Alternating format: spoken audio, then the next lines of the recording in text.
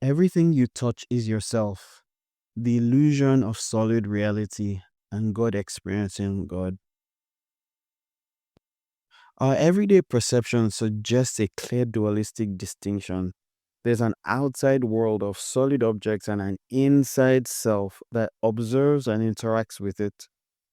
This sense of solidity is then reinforced by experiences where we feel like distinct entities moving through a concrete world. So we may think, I'm here and you, with all other things in the world, are things that are apart or separate from me. We may come to believe that the world is a set of fixed permanent objects, with you being the subject, stand apart from it, observing, reacting, experiencing. Our senses, truly the mind, creates this illusion of boundaries of inside versus outside. It's a fascinating assumption that, when seen through, presents a different and, dare I say, more enjoyable experience of living. For me, it started with a number of self inquiry questions, one of which crumbled the idea of inside out and the non solidity of reality. I'll share a few notes about why this matters, particularly how this could lead to a better way of living and being. Of course, through this, we can make a slight tilt in the way we look at our mistaken belief that we are separate entities, and perhaps this might affect our emotional well being, our understanding of devotion, and especially for me, the awe, the awe of being. So, what if reality isn't what we think it is?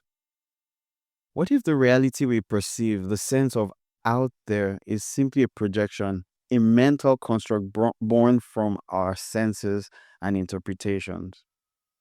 To break this down, let's look at the five channels we use to experience said reality: sight, sound, touch, taste, smell.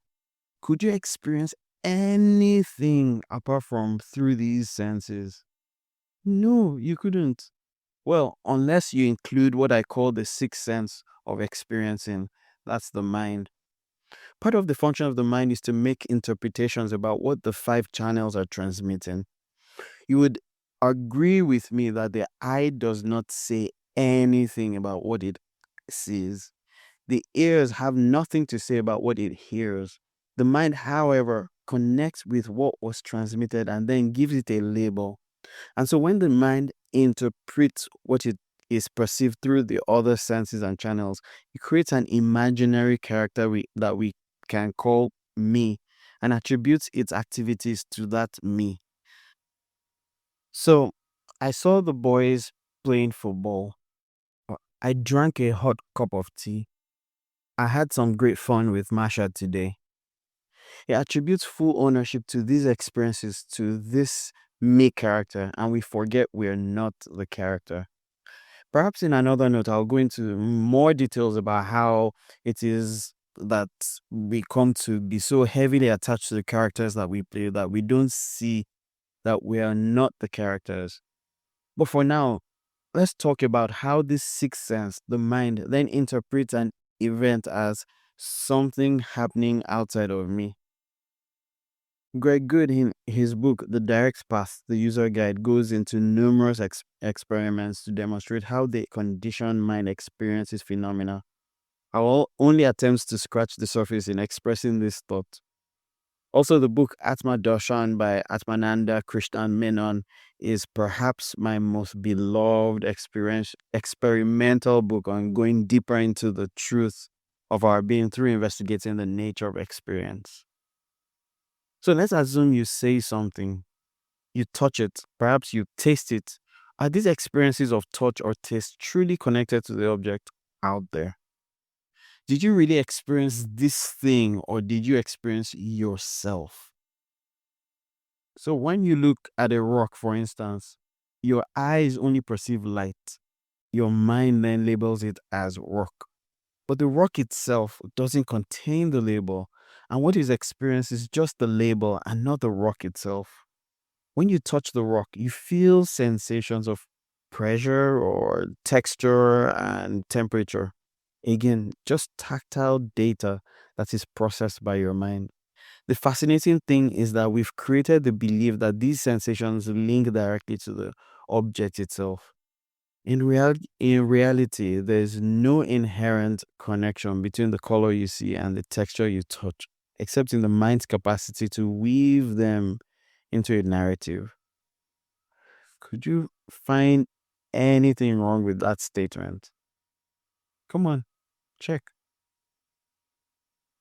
Now let's challenge everything for a moment. The outside world that feels so permanent, so real. Could we entertain the thought that it may not even really be there as we think? Okay, hear me out. What if all experience is unfolding within you and not outside of you? The sky, the trees, the people, aren't they just perceptions happening inside of you? Isn't what appears solid just a transient flow, changing by the moment? Aren't they just as fluid as your own thoughts? No, don't believe what I am inferring. Just do it. Take an object for an example. Hold it. What is it that you experience? Sensations? Yes. Now pay close attention to your sensations. Are you not witnessing something vibratory within you? Or at least something that's non-static. Forget about biology and chemistry and what other quickly made up story thoughts have woven and go straight there directly to your own experience. You don't experience the object, you experience yourself. Check it out, see that for yourself. Now trace your experience one next layer down. Who is it that's experiencing? You'll be led to instantly say me. Now let's focus on this me. Where exactly is this me located? Really look for this me. What you may find at the very root of this search is your own self, without labels, without a boundary, an aliveness, a knowing. This knowing, this center, this aliveness is what knows thoughts, the labeling of objects, and solidity. That's what it's known to. By that, I'm saying there's a you that is fully aware of your experience. No, not the fine details of your experience, but the knowing that you know that experience is. I could ask you the question, are you having a thought? With this question, I'm not asking for the content of the thought, only the awareness of thought. With the answer to the question being a yes, you will also see there's something that knows your experience. We'd say that something is internal, no internal also, or no inner also. If you could find this unknowable location within yourself and call it within, you'd soon begin to notice that if there's an inner, then it surely should come with some kind of boundary. Where does the inner stop and the outer continue? Where are the gates and doors of inner experience that's barred from outer experiences and vice versa? If we can't find the solid cutting point and border where the inner stops and the outer continues, perhaps we can rule out a distinction between them. There are no inner experiences and no outer experiences. There's just experiencing. And so, in the depth and deepest corner of experiencing, we often experience this as an innerness. We call it then within. In the quiet experiencing of all that we are, we then label it, or the mind takes that and labels it within. If there is just experiencing, or to use a different expression, knowing that you know, then knowing is your primary experience, and solidity is only just a belief. If I cussed at you and you got mad, your most intimate experience will be the knowing of the felt sensation of hurt. You're not hurt. You know of the hurt you experience. Also, you know the experience of hurt. Is that not happening in a spacious space called you? No, I'm not referring to your mind. I'm referring to that which knows your mind. The rawest, most intimate experience of your experience is the knowing of it. Your experience of the world as solid is only just happening within. So, what are the radical implications of this? There are so many implications to the understanding of the depth of this inquiry. For one, it helped redefine my own experience of fear. Fear is an emotion that's happening within me. The most intimate of knowing of fear is the knowing of it. The object of fear is not solid. I'm the one in which this non solidity is being experienced. This understanding, of course, creates a weird, more pleasant, and restful experience of the world. So, as I wash dishes, I'm only familiar with myself and not the dishes. I'm aware of that which washes the dishes.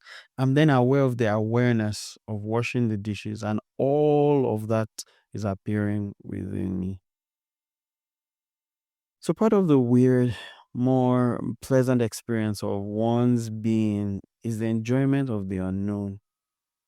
You begin to see that you never knew anything and nothing can ever be known, and that all of that just arises within you in blissful wonder. The enjoyment of a phone conversation is no longer because of its content, but the awareness of the nature of this experience being just the experience of experiencing, the awareness of awareness, the knowing of aliveness, the I am that I am. Uh, Nothing, absolutely nothing can fully explain what this madness, this weirdness, this mystery is. Is that not what God is? Oh, my friend, in seeing that nothing is solid, only a knowing of the sense of solidity of the world remains. At that point, we may begin to glimpse that all that can be known is God. All that is being known is God. And all of our experience is God appearing to God as experiences and situations and solidity. All of our misconceptions about who we are at our core is the forgetting of our true nature, our true self, which is not and could never be separate from God, the all that is.